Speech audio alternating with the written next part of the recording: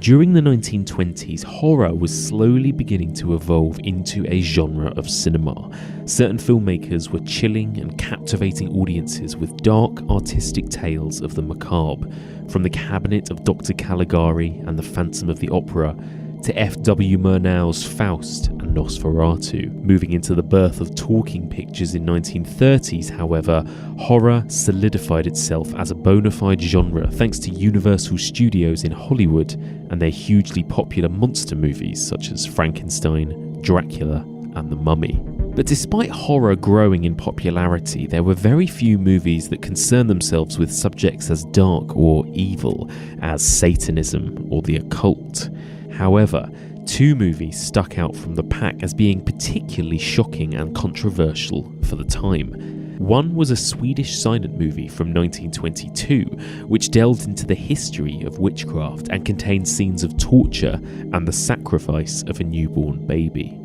The other was a Universal horror movie starring two huge horror icons, but featured no monsters or ghouls, and instead contained scenes of torture, flaying, incest, and necrophilia. Join me as we continue exploring the evolution of the occult, and we delve into two shocking satanic classics, 1922's Haxan and 1934's The Black Cat.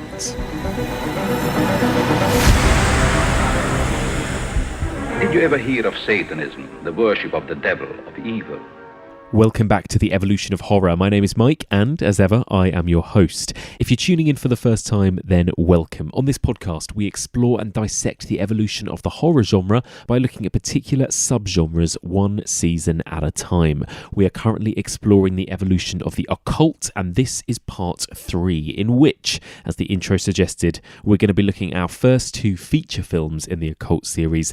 That is Haxan from 1922 and The Black Cat from 1934. Now, we will be talking about these movies in detail, in spoilerific detail, so if you haven't seen them, do try and check them out. And in fact, actually, I watched both these movies online. There are actually links to them. I think one is on Dailymotion, the other is on YouTube. I'll actually link to them in the show notes, so if you want to go and check them out, they're actually out there streaming online for free. Very easy to track down. Not the best quality necessarily, but actually still pretty good considering. So Haxan and The Black Cat, you can check both of them out ahead of this discussion.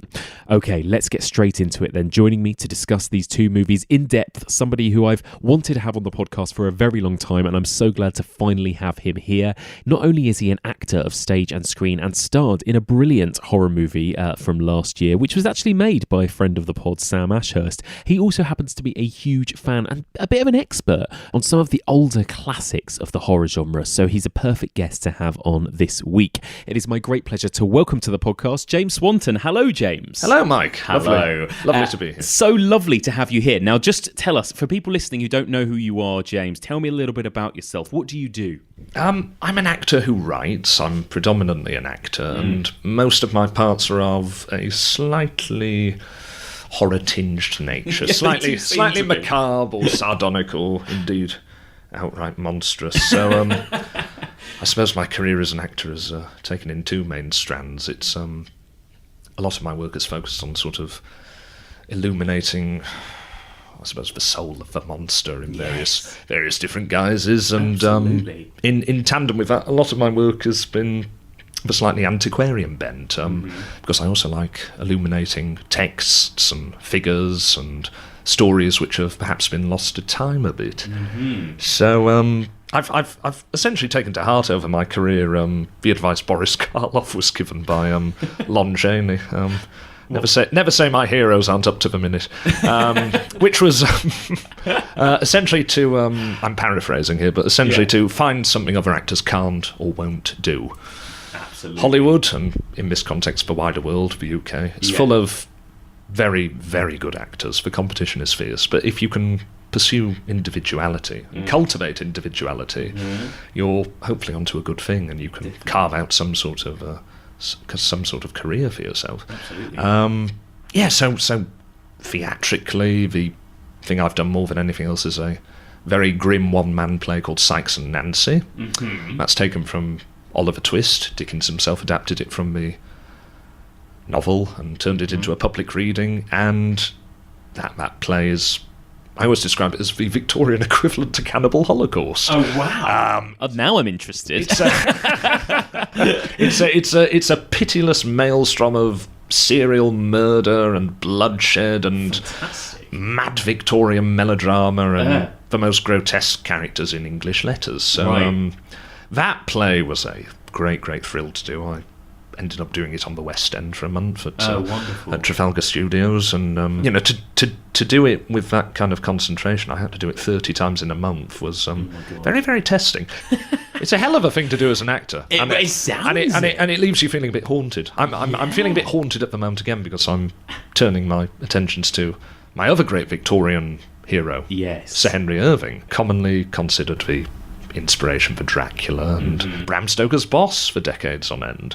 And he led an extraordinary, gloomy life as essentially the Victorian era's proto-horror star. Fantastic. Decades before Boris Karloff, decades before Christopher Lee and Vincent Price and all of the others, he was igniting the Victorian theatre with one macabre performance after another. Wow. Richard III, Matthias in The Bells, Eugene Aram, the murderous Hillsborough school teacher, Louis XI, who is sort of the French equivalent of Richard III, on and on and on. And somehow, by being Mephistopheles in Faust, he did that 800 times. And that, of course, is particularly relevant to an occult podcast. I think we may return to the subject of it. I think Faust will come up a few times this series. I feel it will. And somehow, by being subversive over and over again, for decades on end, he was able to make acting a respectable profession, become the first actor to be knighted, to be buried in Poets' Corner in Westminster Abbey. Fantastic. It's absolutely hilarious. That's brilliant. That he was able to drag what was essentially horror entertainment for the masses into the realms of the sort of highbrow. Well, yes. And this is a one-man play in which you're playing Henry Irving. I'm giving it a trial run in York. Fantastic. I imagine that run will have finished by the time this podcast comes out. Yes. I'm hoping to do it again and revive it. That's brilliant. And so, speaking of one-man shows, I mean, we probably first met through Sam Ashurst. That's I right. think, yes. Because you were the star of Frankenstein's Creature, Sam's film, which he's talked about on this podcast before. Yes. That was an absolutely spellbinding perforance. How dare you say that? Don't you dare! I know people don't like to be complimented like that. No, I mean I'll take whatever's coming. Really, that's it was absolutely wonderful, and I just want to quickly ask you about that experience. What was that like? I've heard it from Sam's perspective, but I want to know the dirt now. What was that experience like? What was it like shooting that? Because it was one take, right? The whole thing, beginning to end, just you on screen, essentially a monologue, right? How was that to film? Well, I tell you, compared to doing Sykes and Nancy, it was rather restful. It was very high pressure in that Sam was absolutely determined we do the film in one take. Yeah. But we did have a rehearsal period leading up to that, and Sam was extremely nurturing and protective of me. What he couldn't really prepare me for on the day was we were shooting in temperatures that were hovering just a bit above zero. It was snowing outside, and we were in a deconsecrated, ruined chapel. And you were in kind of bare feet and sort of torn clothes, bare right? feet. I thought the makeup application was going to kill me. Poor old Roz doing my makeup had to put up with all this shivering and self-pity and terrible negative energy coming off of me, because the visual conceit of that version of the story is that as the creature unburdens himself of his story, he removes articles of clothing, and you come to realise that he has constructed himself from scraps and fragments of clothing which have been plucked from all of his victims. Yes. So you have the paradox as you go through the piece that the more inhuman the creature's story becomes, insofar as you're hearing about murder after murder, the more human he becomes in appearance. You know, he removes a hood, he removes a coat, he removes a scarf. Yeah. And I had to do all of this in very, very cold temperatures. One thing I'm annoyed about is you can't see my breath in that film. I was going to say, what a great effect. I know. You can see it at certain moments, but talking to people who were there on the day, you could see every puff coming out of me. Every exhalation was cleanly delineated, and it just didn't quite show up. It does now and again. Oh, well, it's a wonderful film. So I think, we've sort of dipped in and out of this in terms of your experience and everything, but it sounds as though you're a fan of the macabre, you're a fan of horror. Has that always been something that's been with you your whole life? Have you always been into the horror genre? Yes, yeah, it's... Yes, I was abnormal from birth in that respect. like so many of your good listeners.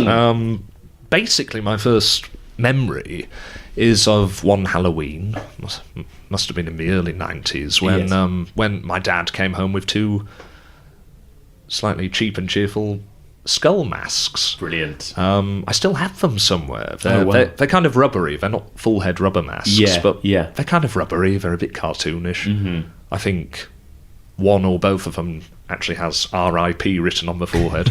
And, it has all of the great little details you'd expect of that sort of thing. As a child, instead of a proper skull nose, it's a black triangle. Bared teeth. And that image of the skull seems to have been a kind of through line for me in pursuing horror. I mean, certainly from that time on, I became fascinated with anything the least bit gothic or horror tinged that I could lay my hands on.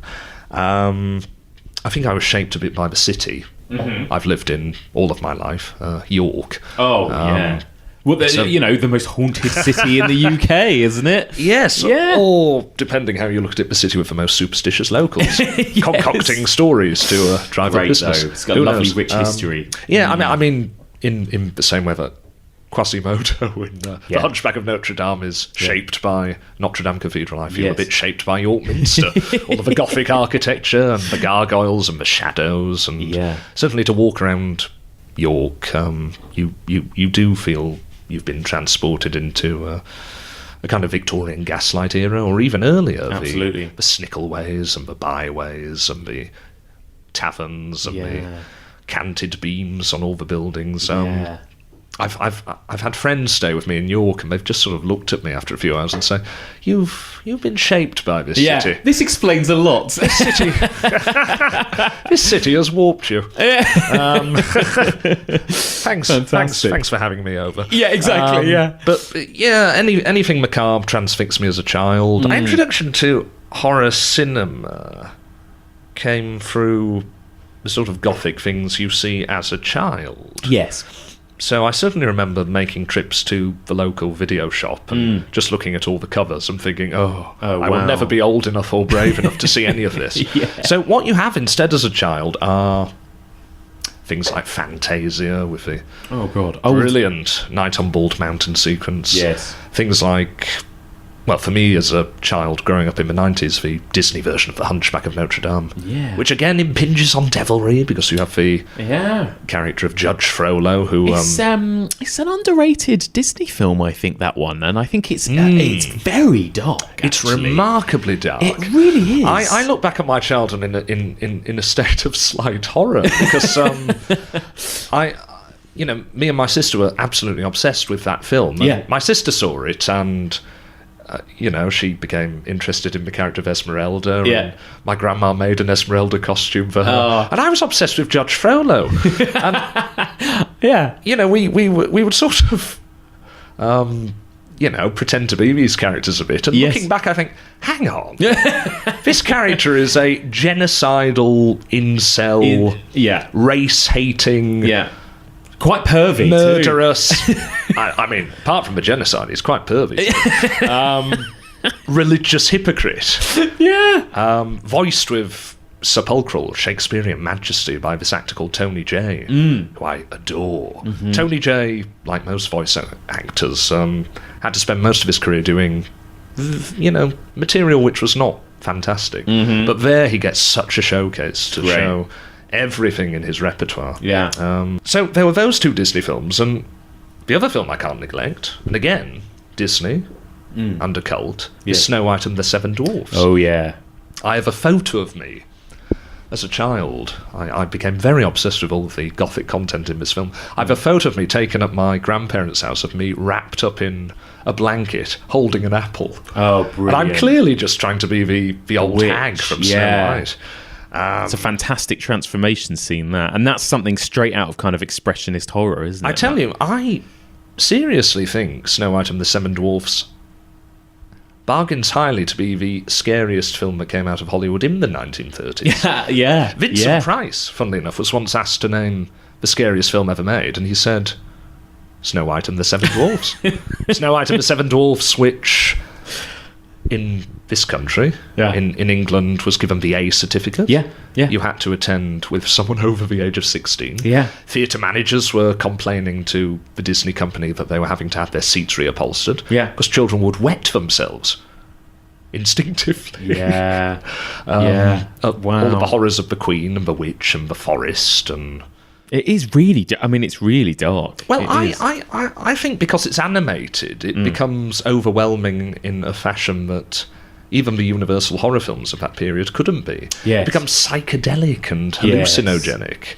And so many of those Disney films were back then as well. Yes, Very well, you weird, think of trippy movies. Pink Elephants on Parade. Oh my god. From Dumbo. But yeah, Snow White and the Seven Dwarfs is another thing that warped me. Much to my happiness. I had a revelatory moment actually doing Sykes and Nancy on the West End when I thought, mid-performance once, when I was playing Fagin, oh, I'm just doing the old witch from Snow White and the Seven Dwarfs all over again. I'm doing that face. I'm doing something approximating that voice. I'm crooked double. Oh, brilliant. So when it comes to the horror genre itself... Oh, yes. Because, I mean, I would say probably 90% of the guests I've had on this podcast always say that they kind of, their favourite era, they tend to favour the 70s and the 80s. You know, the kind of The Exorcist, the Hellraiser, the Thing, the John Carpenter era, the Wes Craven era.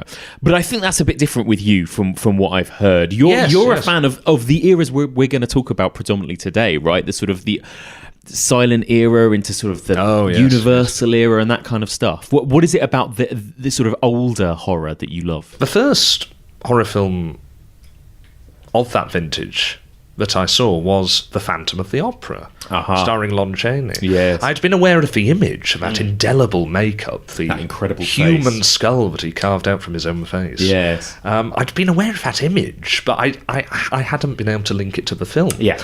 What had happened was my grandparents had gone to Orlando, and they'd been to Disney and they'd been to Universal Studios. And at that time, and I believe still today, there was something called...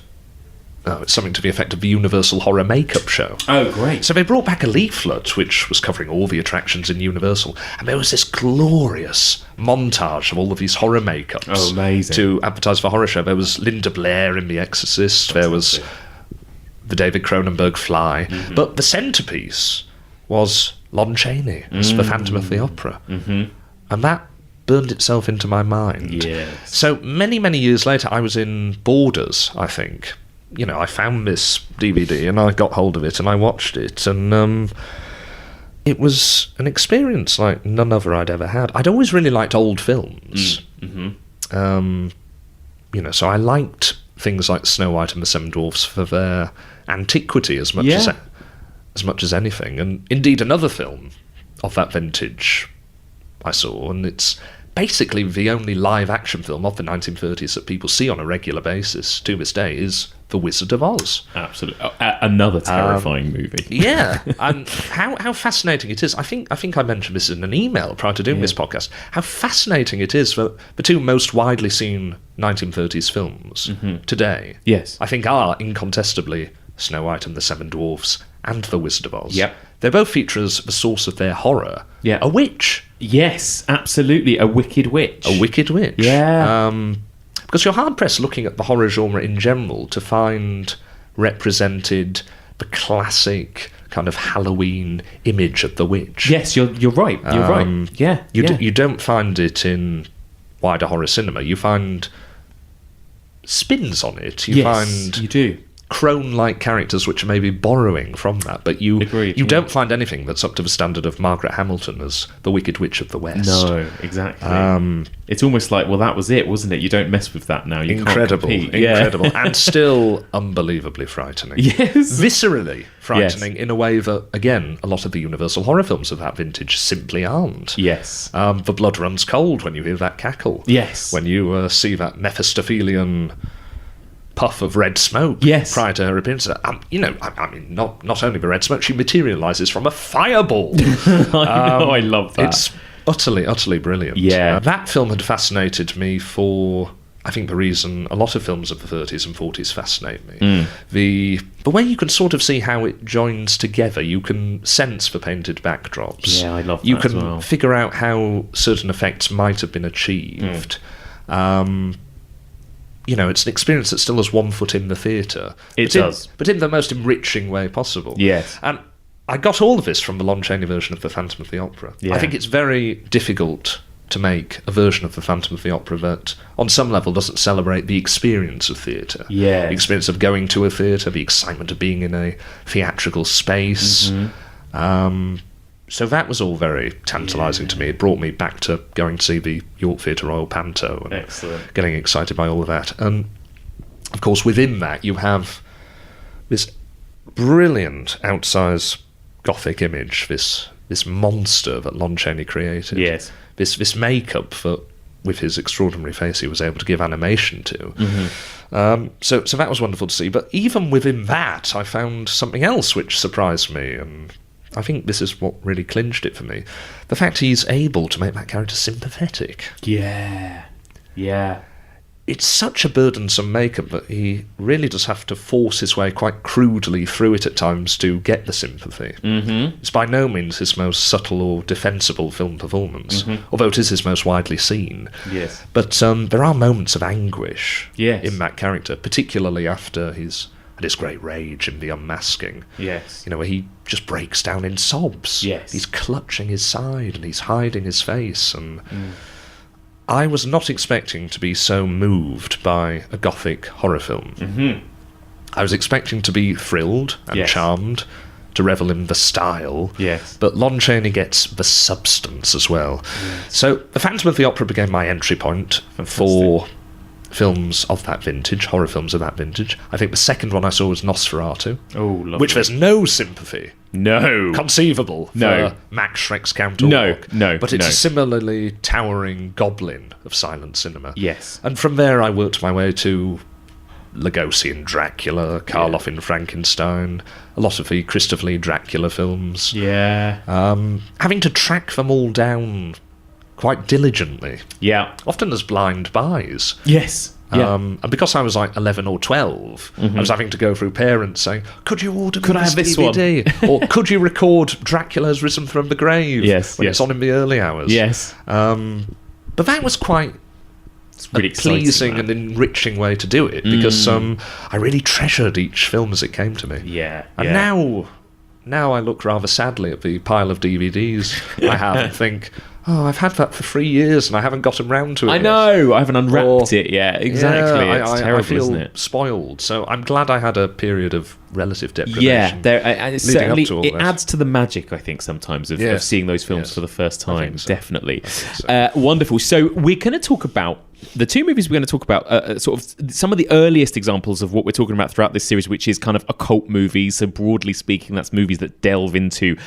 Satanism and the Yes. dark arts and witchcraft, as we've mentioned, and that kind of thing. When it comes to this area of horror, this subgenre, if you even want to call it that, are you know, what are your feelings towards these types of movies? Are you a fan of this area of horror? I am. I rather am. I had to think about that, really. Yes. Because the occult is rather a hard genre to pin down. It is. It's a very broad net. It's a very broad church. It's a house of many mansions. And Yes. it's not quite so easy to commodify and classify as, say, a Frankenstein film. Exactly. Or a zombie film. A zombie film. Yeah. Or a Dracula film. Yeah. But I found that rather tantalising, how freewheeling and how wide-ranging Yes. the subgenre becomes. Because it can encompass everything from The Omen, Yes. which I've got to say I do get on with a bit more than the films I meant to get on with at that period. Oh, I love the Omen. I esteem The Exorcist, but I don't love it as I love The Omen. No, I fair. really like Rosemary's Baby, but The Omen is like a ghost train. It is. It's It is. It's The more Exorcist fun. formula, but it's just a bit schlockier. Totally. And it delivers. And when it's chilling, it's bone-chilling as few other films are. Agreed. It really rattles along, doesn't it? Yeah. Especially when they open that grave. Oh, I love it. God, I'd forgotten about that until my latest viewing. And the incredible effects as well of all the Final Destination-esque, death scenes are brilliant. Yes, Patrick Troughton and David Warner. The cream of the British acting profession. Coming to such gruesome ends. Yeah, rather like Theatre of Blood in that respect. Yes, exactly. So you have that sort of directly engaged with the Christian myth, the Christian mythos type occult film. But you also have films which I think you're more inclined to put in a different box, which, they can also be considered occult films. I think of a lot of the Hammer vampire films. Right, interesting. Yes. So you look at the original Hammer Dracula, Dracula, of course, translates as son of the devil, but you can't find too much devil worship or too many traces of the occult in that. You come to the sequel, Dracula, Prince of Darkness, and Dracula's faithful manservant, Clove, is resurrecting his master through this complicated blood ritual. That's right, He's having to pour the blood of a stranger who has come to the castle, an unwilling victim, onto his master's ashes in order to resurrect him. Yes, it's true. That became a running feature of the Hammer vampire films. Very often you'd have black magic as the way to resurrect the vampire. Yes. So it happens again in Taste the Blood of Dracula. Yeah. Happens in Dracula AD 1972. The final film, the final proper film in the Hammer Dracula series is The Satanic Rites of Dracula. You're right, yes. By that point, Dracula himself is engaged in occult rituals. Yeah, it's true. It pops up everywhere, doesn't it? And I think it's the same with zombies too. There's definitely a crossover with all these subgenres. The early zombie movies, the kind of voodoo zombie movies, definitely had an element of occult and black magic and all of that kind of thing to them. So you're right. It seeps in to all of these different areas and these different types of movies. What is it about? Do you think, this is something we've touched upon already, this idea of movies, frightening movies, shocking movies at the time about Satanism and the devil and this kind of thing. Obviously the reaction that movies like The Exorcist had on mainstream audiences. Do you think we can does this kind of thing still scare a contemporary audience, do you think? Now that we've become maybe a bit more worldly, maybe a bit more secular, etc., does this sort of thing still frighten us, do you think? I think it absolutely can. I suppose in relation to that question, I have two thoughts, really. Yes. Because, first of all, I really do believe that devils and devilry and the occult can terrify. Yeah. And I think, in particular, the first film we're going to talk about on this podcast is testament to that. Yes. Haxan brims, as virtually no other film, in my experience, has, with a real breath of authenticity when it comes to medieval devilry. Yes. But, I think we carry around with us a kind of cultural collective memory of that time when we really were absolutely petrified by the reality of the devil, just as we were petrified by the reality of God. Yes. Basically, the most terrifying moment I've ever had in reading has been in, I think it's the very first M.R. James story I ever read. Oh, right. Canon Albrick's Scrapbook. And the moment in that awoke me to the absolute genius of M.R. James is a description of the devil. And I have it here. I looked it out prior to this podcast because it deserves to be read out. Yes. And this for me is how you can make a devil terrifying. I'm as secular as they come, really. Yeah. I'm the most agnostic of people. I don't have any particular religious leanings, but this absolutely makes the hair stand up. Oh, cool. On the back of my neck. So this is describing a picture of a demon, which becomes very important as the story continues. At first, you saw only a mass of coarse, matted black hair. Presently, it was seen that this covered a body of fearful thinness, almost a skeleton, but with the muscles standing out like wires. The hands were of a dusky pallor, covered, like the body, with long, coarse hairs, and hideously taloned. The eyes, touched in with a burning yellow, had intensely black pupils, and were fixed upon the throned king with a look of beast-like hate. Imagine one of the awful bird-catching spiders of South America, translated into human form and endowed with intelligence just less than human, and you will have some faint conception of the terror inspired by the appalling effigy. One remark is universally made by those to whom I have shown the picture. It was drawn from the life. Oh my God, this gives me the shivers. Fantastic. Whether you believe in devils or not, yes, you can be frightened by this very medieval, very heavy, very gothic conception of devils. Yes, definitely. Oh, I'd like you to read me M.R. James every Christmas, actually, James, if that's all right. My fees are absolutely exorbitant, but within your means. Now, it's interesting what you say about an increased secularity impacting how we process the occult, because don't you think that in a way that has just reversed the source of the terror in stories of witchcraft? Yes. Well, we're now much more frightened by those who persecute witches, or rather would-be witches. Agreed. You think of the likes of Witchfinder General. Yes. Where the only truly frightening figure in that film is Matthew Hopkins, as played by Vincent Price, as the most hollow of hollow vessels. Absolutely. I think that's the fine line, and that's the, we covered Witchfinder General in folk horror, and I think the sort of difference, at least the difference I make in my head, is that often a lot of these folk horrors, even though they dabble in occultism or whatever it might be, it tends to be about the people, about a kind of creepy section of people living out in the middle of nowhere doing dangerous things, regardless of whether there's a supernatural element. Whereas often some of these more classic occult movies do tend to be a bit more God is good, devil is bad, like The Exorcist, the priest comes in and saves the day, etc. So it is interesting. Absolutely. Yeah, but you're right. I think what scares us now is it's the people that believe in this stuff. And I would say, as a follow-on to that, you have Vincent Price's Witchfinder General, and he's terrifying for his blankness and the feelings of emptiness and kind of nihilism he evokes. Yes. But such a nihilistic film, But another film where I'm very terrified of the persecutor of the witch is Carrie. Oh, God. Carrie's mother, Mrs. White. And she, of course, is impelled by motives which are exactly the opposite of Matthew Hopkins's. Matthew Hopkins, I never believe for a second, actually believes in witches. No. He's purely selfish, he's purely financial gain, power. Purely human nature working at its darkest level. Margaret White really believes. A true believer. Thou shalt not suffer a witch to live. And she's driven by love to kill her daughter. See, that was one of those films, like you mentioned about The Phantom of the Opera, where I saw, of course, that iconic image of Carrie for so many years before I saw it. And when I saw it, I thought that was going to be the part that scared me. But of course, all the stuff that terrified me came before, which is the stuff that I wasn't aware was coming, which was Margaret White dragging her daughter and locking her in that cupboard and all with of the that candles. Horrifying effigy of Saint Sebastian. With those glowing eyes. Absolutely terrifying. I was incredibly frightened by that. Carrie's mother is a terrifying character. You're right. So it is interesting, and you're right. I think these movies will always have the power to scare us. Absolutely.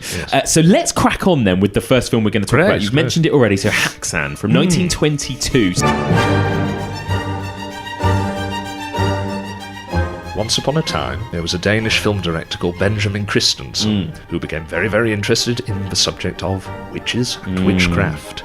So to that end, he spent 2 years shooting a film, very often at night, founding it on his original research. And the form the film takes is he is presenting his findings to us. Everything he's discovered about witchcraft and his conclusions on witchcraft on a wider level. What he's extrapolated from historical accounts of witchcraft. What that's told him about human nature in relation to witchcraft. It's an incredibly broad... Again, it seems to be about everything, this movie, doesn't it? It's about everything. It's quite phenomenal, actually, the amount of ground that it covers. Well, I think of Christensen himself as being a synthesis of that kind of M.R. James type scholar and, I don't know, maybe someone like the Reverend Montague Summers. With a figure more like P.T. Barnum. Because the film is at once full of this atmosphere, at least, of authenticity, and it's full of interesting bits and pieces of historical bric-a-brac, woodcuts and drawings and models and what are claimed to be original torture devices which are being pressed into service, and yet at the same time it's very sensationalistic, it's very exploitative. It does not shy away at any moment from showing the full horrors of this very medieval vision of witchcraft. Totally. I think that's what's so clever about it for me, is that it has such an authenticity where it, because it starts in this almost documentary-like fashion, like he's giving you a factual lecture, and then even when it goes into, there are some moments, like the kind of love spell story, where it tiptoes into sort of farce or something at points, but it still feels authentic, like you're watching a movie that could have been made in medieval times. It's chilling in that way, I think. Yes. Beautiful as well, beautiful absolutely, looking. Absolutely. Yeah. So you're a fan of this movie, I take it? I am. I was really blown away by it. I wasn't expecting to like it nearly as much as I did. Yeah, me too. Well, I think there is I say this, I can't speak for everyone, but sometimes there is a kind of a little bit of a feeling for me when I'm about to sit down and watch a movie this old that, okay, this is going to maybe feel more like work than it is pleasure in some ways. Like, I'm watching this because it's a very important historical thing, and it will be an important film and it will be an interesting film. It may not be the most entertaining film, but actually this movie is entertaining. Like I said, it's quite funny, it's creepy, it kind of rattles along, I think, and I do think it because it's quite long, isn't it? It's about 2 hours. About 2 hours. Do you think it warrants that running time? Does it ever outstay its welcome for you? It's not a film I associate with tremendous structural discipline. Yes. I think it's very structurally complex. Yes. Surprisingly so, actually. Yes. You have bedded in plot threads in the medieval reconstructions that are only taken up quite late on in the film. Yeah. There's a moment with a monk, isn't there, where he has a moment of feeling rather lustful. Some woman has come to visit the monastery. And I don't think his story is picked up and completed until a good deal further into the film. And in the interim, you've had Haxan weaving his commentary on events in and out. You've had things like the Witch's Sabbath. You've had it's that smorgasbord approach. It is a smorgasbord. You have this embarrassment of riches. It's a form wise. I mean, how would you even describe this movie? Because it doesn't even start off as a narrative film, does it? Like I said, it's almost documentary-like at the beginning. The first kind of section, or whatever they call it, the first act, is basically a lecture, isn't it?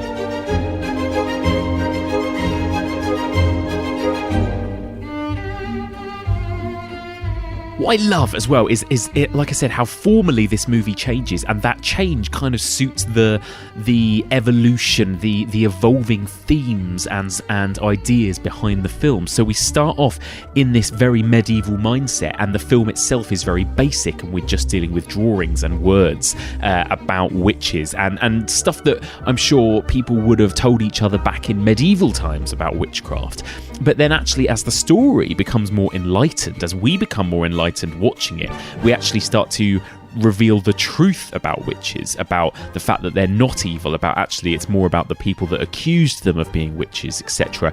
As that starts to develop, the form of the film starts to develop. The film becomes more lavish, more intricate. You get these bursts of sort of colour almost. I mean, it's a black and white film, but there are shades of deep red and there's blue, and the sets get more and more exciting, and the visuals, flying broomsticks and fire and the devil and cauldrons.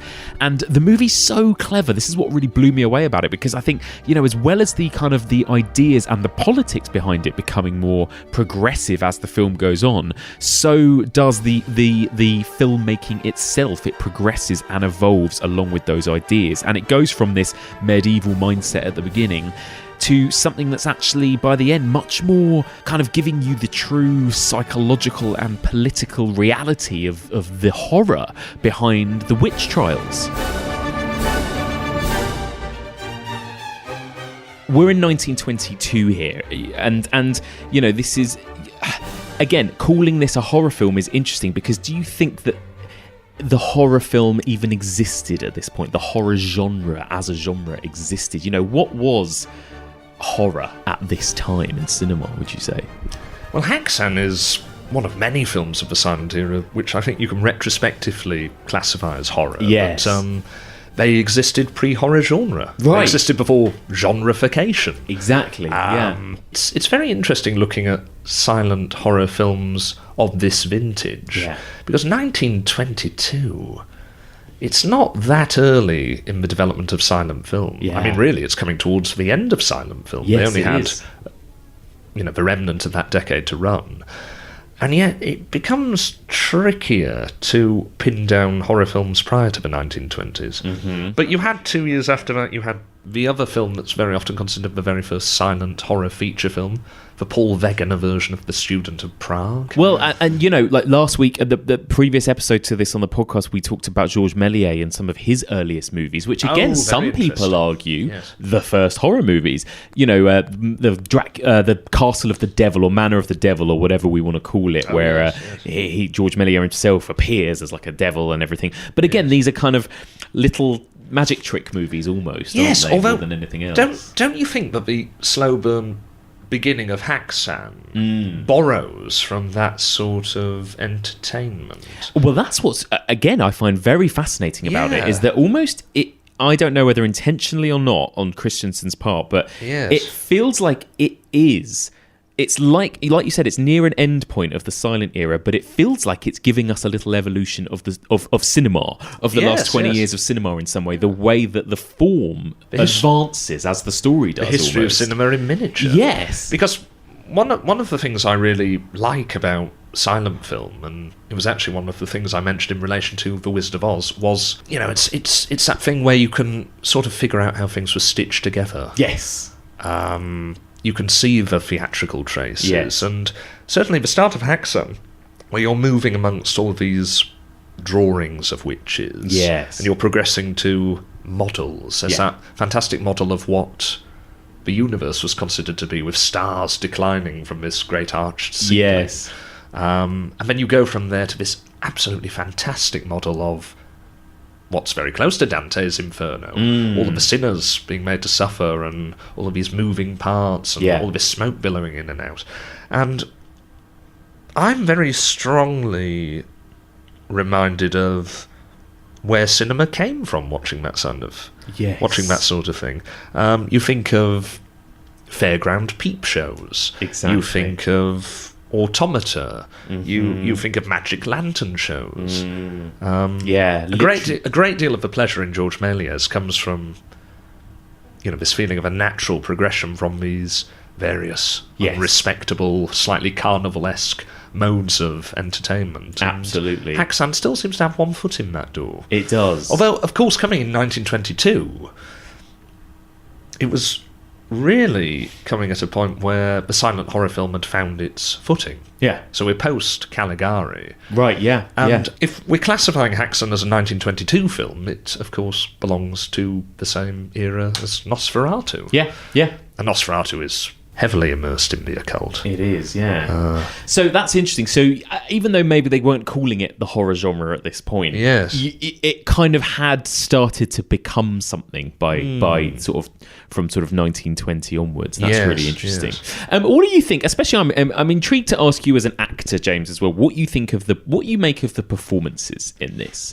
And I guess were these typical performances that we would see in silent cinema at the time? Do you think? Oh, this is a very loaded question. Partly because I am a slightly peculiar actor in that I'm very tolerant of a lot of different styles and types and, I suppose, standards of acting.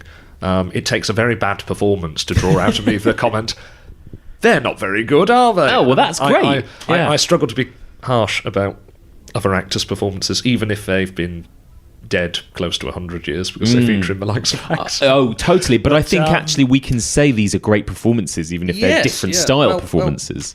I'm reluctant as well to sort of talk about the idea of a typical silent film performance. Sure, yeah. Because I'm not sure there is such a thing. Yeah. There's certainly a stereotype of what silent film acting was, and you get that represented here and there in Haxan, as you do in virtually every silent film. But as a horror fan, you can never neglect that the greatest of all horror performances. Boris Karloff's The Frankenstein Monster. Yeah. The original film is a silent performance. It is. You can't neglect that Christopher Lee's Dracula, at its greatest, was a silent performance. Yes. I mean, turning to the present day, Doug Jones in something like The Shape of Water, again, a silent performance. Absolutely. So silent acting and horror acting, they really do go hand in hand. And God, you're so right, yeah. you mentioned a bit earlier the kind of comic sequence. Yes. With the love potion. Yes. And I suppose there you get some of what you might consider to be run-of-the-mill silent film acting. Yeah. But it's deliberate. It's very intentional. The comedy in it.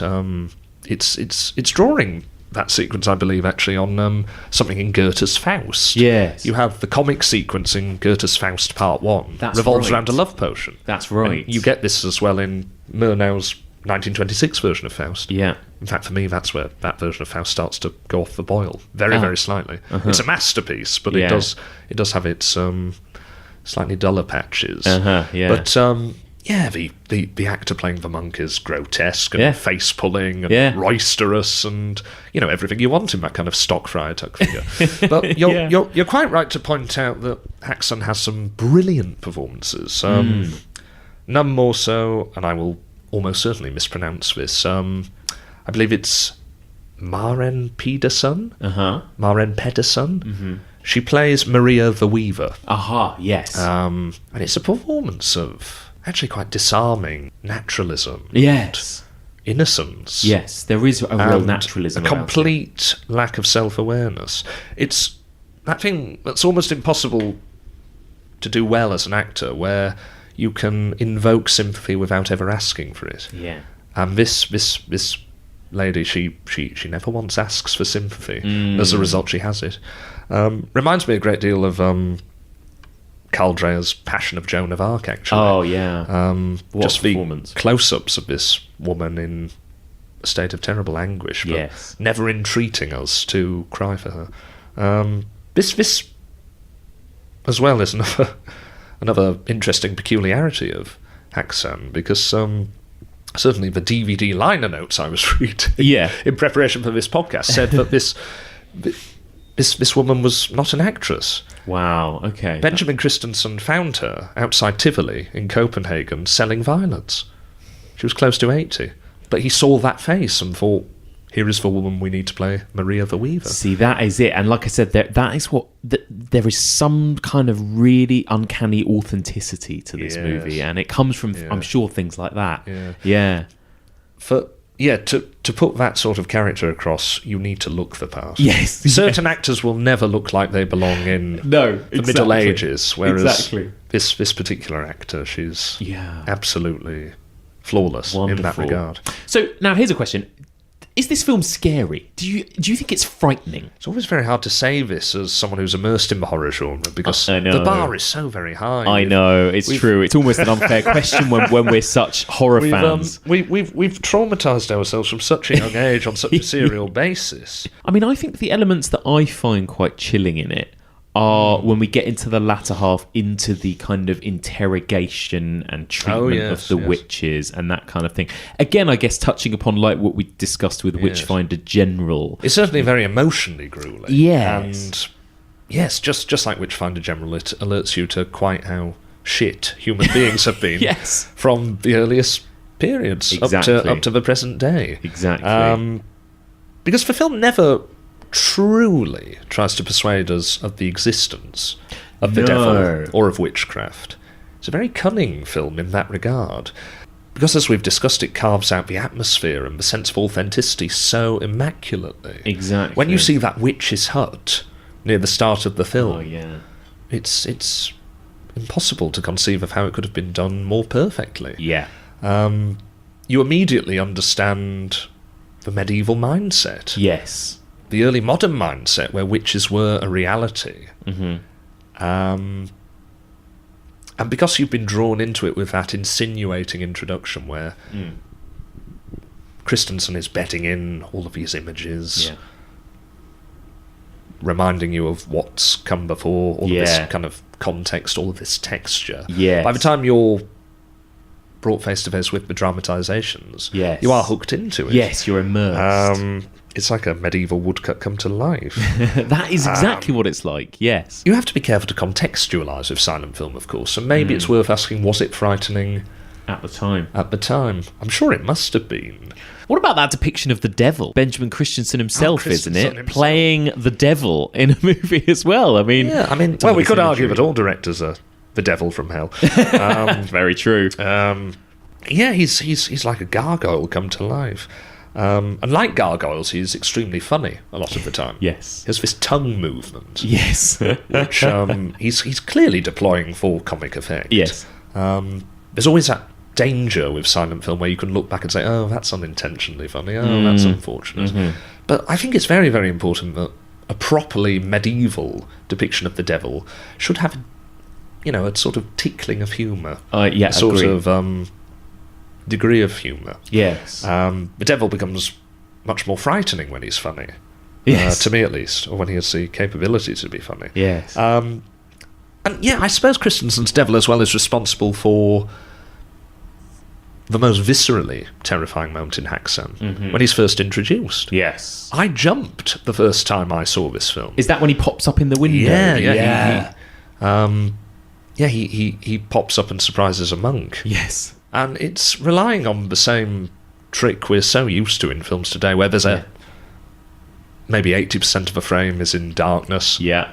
And in a film today in the cinema, you think, oh, something's going to pop out Exactly. in that space. But because it's a silent film and it's divorced from the sound effect that would normally bolster that, Yes. you're really not ready for it. Yes. But it's such an overwhelming image and presented with such rapidity that it's very hard not to recoil slightly. Yeah. Are there any other particular moments for you, or sections of this film, or scenes, or anything you that particularly stick out for you still as some of the sort of highlights? Well, the glory of glories in Haxan, and the moment that's easiest to excerpt because it's so brilliant a set piece, is of course the Witch's Sabbath. Oh yes, yes. The Witch's Sabbath is the great dark heart of this film, and I can't think of an equivalent worship of or celebration of the devil on film which comes anywhere close to it.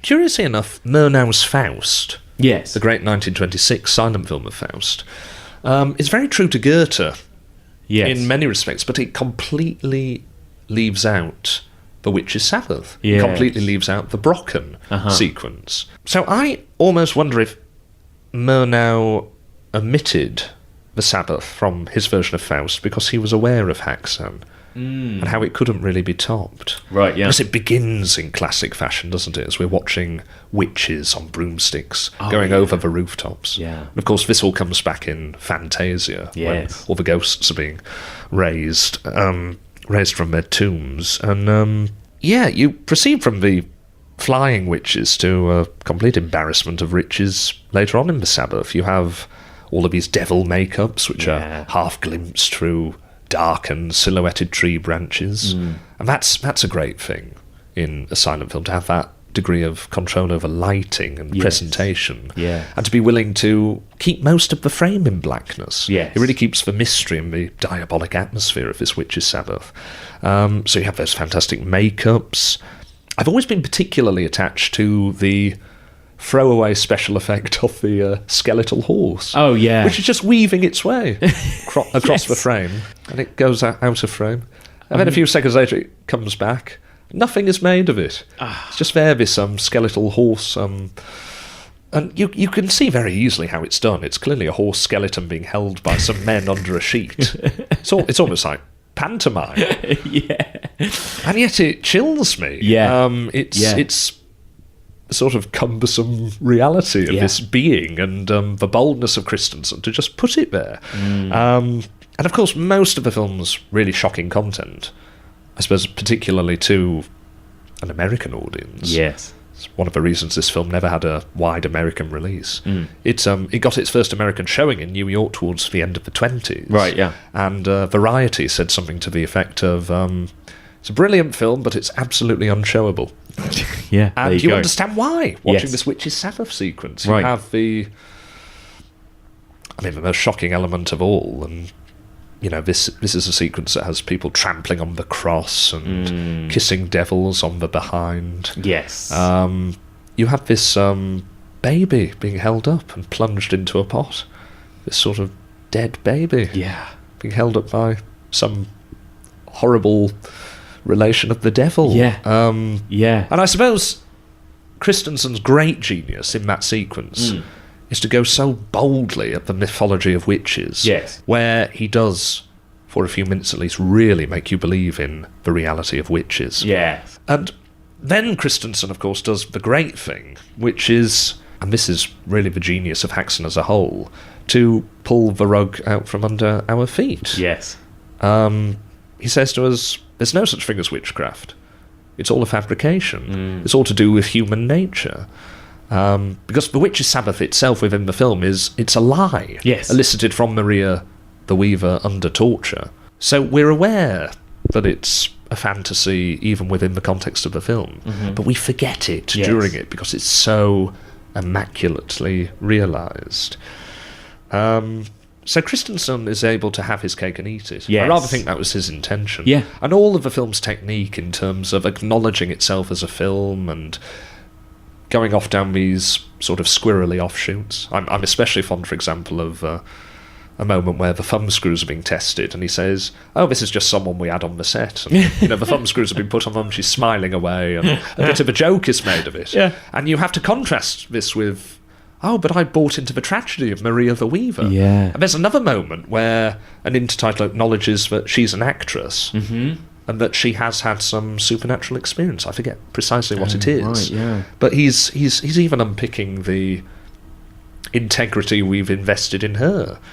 So, by the end of the film, Christensen is looking into sort of a psychiatric theory of witchcraft. Yeah. He's diagnosing it as a sort of mental aberration or disorder or delusion. I mean, and that's the thing. I think you nailed it when you said, the film, it has its cake and eats it. It has all of these elements. Yes. It's got devils and witches and flying on broomsticks and skeletons and Yes, cauldrons, but it's also about people and society and women and men and it's historical and it's factual and very it's fantasy. It's like Witchfinder General in so many respects. Yes, exactly. And I suppose the main area where it coincides with Witchfinder General is in precisely what you're talking about. The darkest thing in it is what human beings are impelled to do by shitty human nature. Yeah, totally. You can question, are we all witches? Yeah. There's a moment, I believe, in The Witch's Sabbath where you watch, the devil scourging Yes. the devoted. Yeah. They're using whips and, well, in another moment of the film, you have monks self-chastising with whips. Yeah. They're sort of drawn into a comparison with the witches in that respect. You have lustfulness committed with and by the devils, but then you also have the lustful priests. Yeah, And exactly. You have the very Pervy priest. the very great feature of the Hunchback of Notre Dame, apart from anything else. And the scenes in the convent with the nuns, they all point forward to the likes of the devils. I was Ken just Russell, about to say, don't they? there's that, and it's that equivalent, isn't it, of these Yeah. kind of for American audiences and shocking imagery that kind of mixes lust and with religion, religious iconography, all this other stuff. Yeah. So it's simultaneously pointing forwards to later horror films. Yes. I would say it's also looking backwards to prior Gothic literature. Things Absolutely. like The Monk and The Italian by M.G. Lewis and Anne Radcliffe, respectively. Yeah. They're great condemnations of and attacks on organised religion and how it can stoke a kind of mania and indeed a satanic impulse in its practitioners. It's wonderful. Yeah. We're going to have to move on because we've got a whole other film to talk entirely, about. entirely. But just quickly, would you still recommend this movie? Yes. Yeah. I would absolutely recommend it. Haxan is a box of delights. Yeah, I think it is. I mean, I would suggest various other silent horror films as well as a kind of entry point to what silent cinema at the peak of its powers could achieve. Yes. So, on my shortlist would be The Man Who Laughs. Oh, yeah. Murnau's Faust. Nosferatu. I'm a fan of Hitchcock's The Lodger as well, from the 1920s, all set in the sort of London fog. I love all of that. Crammed with crammed with delights. It is absolute delights.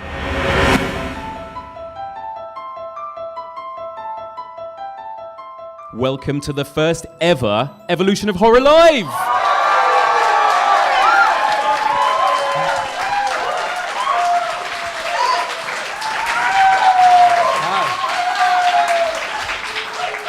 That was an exciting thing to hear. That is a little snippet you just heard there from our first ever live episode of the Evolution of Horror, which we actually recorded last week on the night before Halloween, the 30th of October, in the Courtyard Theatre in London.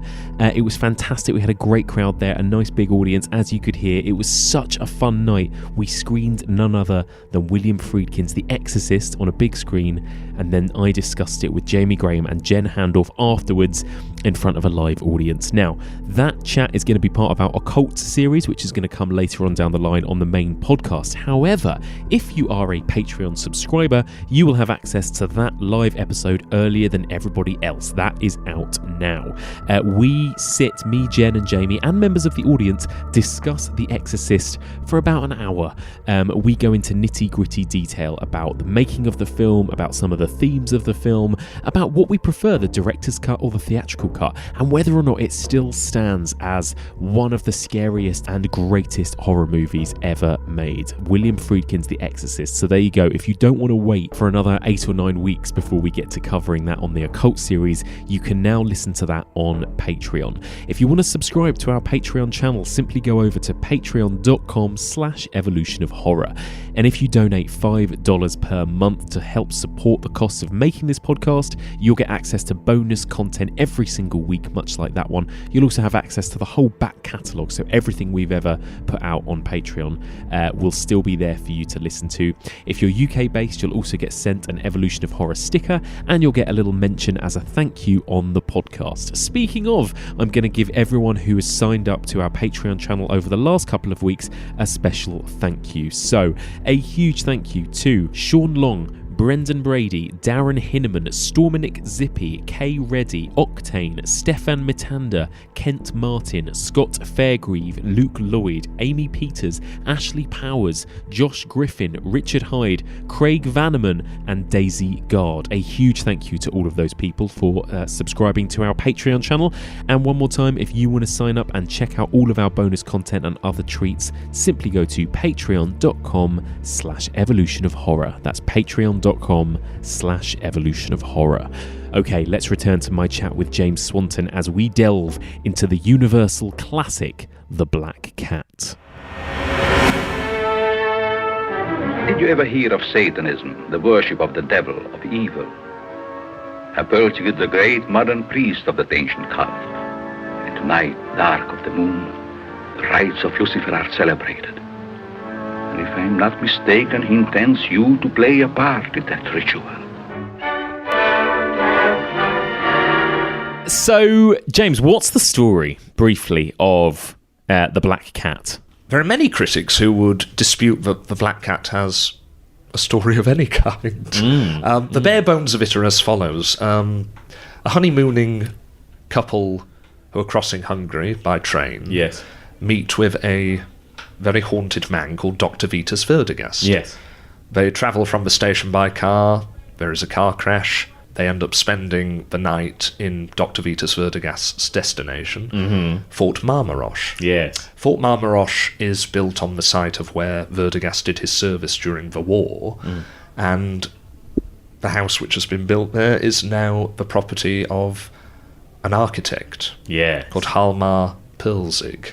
From this basis, we discover a lot about the relationship between the two men. Yeah. We discover, in particular, the depths of Perlzig's depravity. And the film becomes this delightful catalogue of steadily unravelling perversities of all kinds, climaxing in devil worship. Yes, indeed. So we have as these two central characters, these two men with this history, these characters played by Bela Lugosi and Boris Karloff. Now, if I'm not mistaken, this is the first time these two have paired up on screen together. Is that correct? It is indeed. Fantastic. The twin titans of terror. James, who is your favourite, Boris or Bela? This is a very, very unfair question. I know. Because I love them both dearly. Yes. They're both actors I esteem highly and think each in their own way are terribly underrated. Yes. Because I don't solely see them as brilliant actors. I really see them as kind of principles within the horror genre. Yes. Figures who give an idea of what could be achieved with horror acting. Yeah. Yeah. Both of them left behind an icon. Bela Lugosi's Count Dracula is indelible. Boris Karloff's Frankenstein monster is indelible. Yeah. And this is really the point at which a good or even a very good actor becomes a great actor. Yes. They become more than an actor, they become an icon. Yeah. And they become an artist. Yeah. So Lugosi and Karloff, for me, they are untouchable. Lugosi is fascinated for the no-holds-barred darkness and theatricality and Baroque passion he was pouring into so many characters, particularly in the early to mid-30s, which was his glory period. Yeah. You have performances there like White Zombie. Yeah. You have Murders in the Rue Morgue. Oh, yeah. You have a particular favourite of mine, The Raven, which was Universal's Edgar Allan Poe follow-up. And yet, despite all of Lugosi's glories, you can't help but feel an enormous compassion for him. Yes. Anyone who's seen the film Ed Wood will know exactly what I'm talking about. Yeah. That film is not true to all of the events of Lugosi's life, but in terms of conveying the spirit of how Lugosi came to feel, I think it's completely on the money. Spot on, yeah. Lugosi was much derided, even at the height of his powers. Almost as soon as he became the top horror star through Dracula, he was knocked into the number 2 position by Boris Karloff and remained there for the rest of his life and nursed a great inferiority complex about this. Why wouldn't you? Yeah.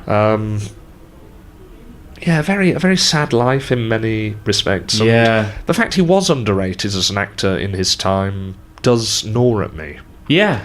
Lugosi, in common with Karloff, I mean, none of these Universal films were granted serious criticism. Yeah. They're all dismissed as rubbish. Of course. But the tragedy of the two men's lives in parallel is Lugosi didn't live long enough to enjoy the horror renaissance that came at the end of the 50s and in the early 60s. Yeah. He didn't live for the television showings. He didn't live for famous monsters of filmland.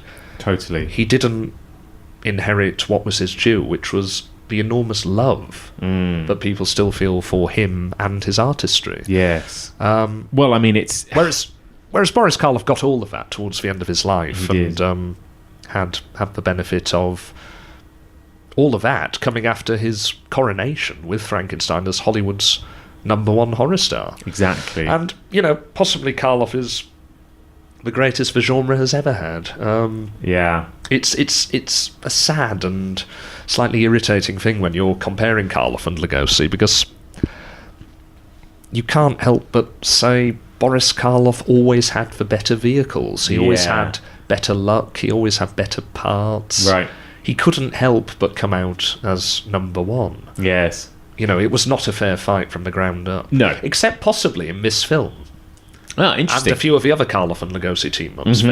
They're much more a team than they became appearing in rival studio product. Yeah.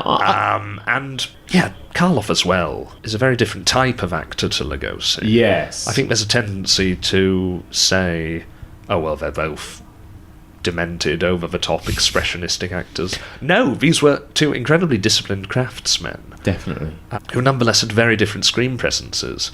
I mean, Lugosi did have that Baroque theatrical aspect to him. Yeah, he did, yeah. Well, I think he was at a disadvantage too, right, in just a very basic way of English wasn't his first language, and he struggled, I know initially when he first, I don't know how true this is, that he almost had to learn some of his lines just phonetically. Yes, but when you really look at Lugosi's mouth and how it functions in his films, one biographer put forward the idea, and it still, I think, says it more persuasively than all of the mythology that's been built up about Lugosi being ill at ease with the language.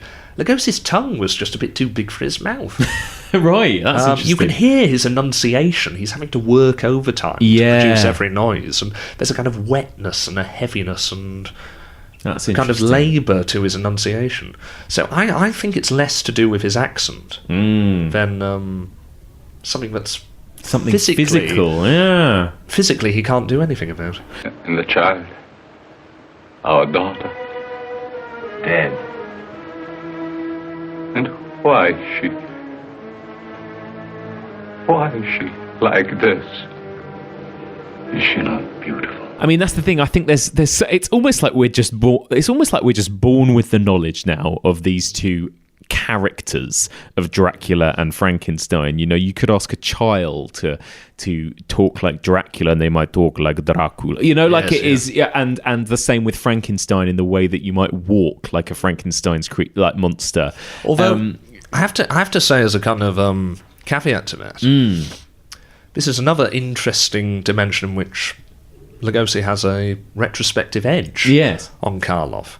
So when people do imitations of Dracula, they're almost invariably doing Lugosi. Yes. When people do imitations of the Frankenstein monster, they're not doing anything that's anywhere close to what Boris Karloff did as that character. They're doing what Bela Lugosi did in Frankenstein Meets the Wolfman. Oh, right, yeah. They're sticking their arms out in front of themselves. They're grunting a bit, and they're essentially behaving as though they're a blind automaton. Yeah, you're right. So I'm inclined to think there was something in the boldness of the Lugosi presence that lent itself to minting these pop culture archetypes. Yes. Yeah. Because this, for me, is the interesting point at which Karloff diverges from Lugosi, in that the heart of Karloff's art was mystery. Mystery. Yes. Mystery is a very, very underrated quantity in actors. Yes. I can only think of a handful of actors who, for me, have an authentic breath of mystery about them. Conrad Veidt is one. And Karloff has this in spades in a lot of his greatest performances. Yeah, you're right, I think it's actually. manifest in The Black Cat. Yeah, you're so right. But- he does but have an absolute air of mystery. The Mummy. Yeah. He really, really convinces you that he is compounded of ancient Egyptian dust, and he has lived through thousands of years and looked on midnight horrors. H.P. Lovecraft saw Boris Karloff's performance in The Mummy and reportedly was very, very unnerved by it. Right. Well, he is unnerving. He can do a lot by doing very little, Boris Karloff. He really can. Which I think is wonderful. It was one of my greatest pleasures in rewatching The Black Cat last night, thinking, this is a very subtle performance. It is. Even by modern standards. Yeah. There's so much eye acting that Boris So Karloff much does. eye acting. And he'll close his eyes at a particular moment, or he'll just suddenly look. He gently won't turn to the his head. side, or The eyes will flick. Or he'll look rather bored while something terrible is happening. And yeah, definitely. It's very modern in that way. Yes. It chills me to the bone when he goes, "The phone is dead. Even the phone is dead." I think he's brilliant in that. Well, they're both brilliant. That's the thing. They complement each other very well in this. I think. And this is the film where they are most brilliantly played against each other. Yes. Because they did, I think, 8 or 9 films together. That's right. Yeah. And in none of the others is it really a fair fight. Sometimes Lugosi wins. In Son of Frankenstein, Lugosi's ego completely overshadows Boris Karloff's Frankenstein monster. Yeah. Simply because he has all the lines, all the theatricality, all the stuff to do. You look at the follow-up to this film, actually, and Lugosi again beats Karloff. Yeah.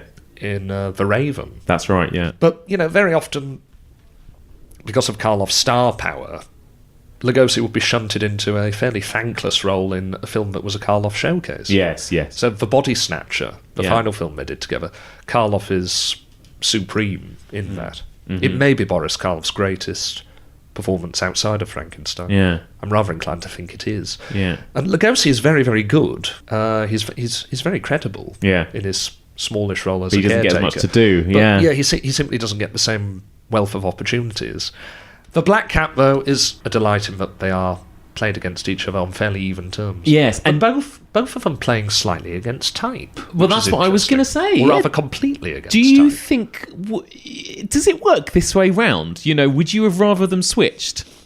I wouldn't change the casting for the Black Cat for the world. I think it's perfect as it is. I think it's brilliant as well, but you're right. I think it's not maybe what you'd expect from the two of them, especially Bella playing this hero role almost, it's fascinating. They both do a great job. So this movie, I mean, we've talked about the performances, but the movie in general, I mean, what do you think of it? Are you a fan? How does it compare to the other Universal horror movies, the more iconic monster movies of the time? I mean, for myself, I absolutely adore this film. Me too, I loved it. It's grown on me with every viewing over the years. It was rather hard for me to track down, actually, because whereas a lot of the Universal monster horror films were available on DVD in the early 2000s, the Black Cat, certainly in the UK, was not. Yeah. The way I eventually found it with coercing parents and so on was I think I went through eBay and found an Australian DVD of The Black Cat, which combined it with Universal's versions of The Raven and The Mummy. Yeah. So I had the DVD version of this, and it was a quite washed out picture. Yeah. The soundtrack was not well balanced. Yeah. Even in that very compromised state, it really did exert a magic, and it's a film that's grown on me more and more as time has passed. Yeah. It's a film that haunts you and grows richer with multiple viewings. In terms of the other Universal horror films of the time, it is partly distinguished by not having a monster, a supernatural monster. Yeah. There are a few Universal horror films that do this, but not really that many in the 1930s. Yeah. The other one I think of as The Old Dark House. Yes. Oh, I love that film. Which is marvellous. Glorious. But, a very different sort of film to The Black Cat. But The Black Cat doesn't feature within itself an old dark house. No. It features rather a new lighthouse. Yeah. With this incredible Art Deco look to it, these sleek, slick Bauhaus interiors. Yeah, definitely. So in that respect, you don't have the Universal house aesthetic. No, in not the at film. all. Not at all. You think of Dracula's castle, you think of Frankenstein's laboratory, you think of heavy stonework, dark shadows, cobwebs, armadillos running around if you're watching Dracula. Yeah. Whereas in The Black Cat, we have none of that. We have streamlined surfaces, cleanliness. Yeah. In that regard, it doesn't look like your traditional Gothic horror movie, does it? It's really interesting. And yet you do have, undermining the house, the cellar. Yes. Oh, even that cellar is pared down for a Universal cellar. Yes. It's not full of gratuitous Gothic. It's no, just women in glass boxes. And, nothing too showy. And of course, black cats as well. Black cats running about the place. Yes, absolutely. That's true. I love the moment when Bela Lugosi just kills that first cat that he sees. Just throws a knife straight at it, and that's it. I do have to say that is one moment of the film where, when I've watched this with an audience, that does tend to get a bit of a laugh. Oh, it made me laugh out loud. Yeah, it is funny. It does play out like a... I think even that is rather defensible. Edgar Ulmer, the director of this film, was complicit in the mass Hollywood demonisation of Lugosi. Yeah. He would say in interviews in later years, you had to cut away from Lugosi to cut him down, and possibly this is a moment where Lugosi goes too big, but it makes perfect sense within his character. Oh, totally. And I wouldn't say it's Lugosi's fault, actually. I just think it's funny that he does it. It's a wonderful sort of exposition of this gestural, expressionist-tinged, big-hearted Hungarian acting, of which he was chief exponent, and all of that sequence unfolds a bit like a nightmare.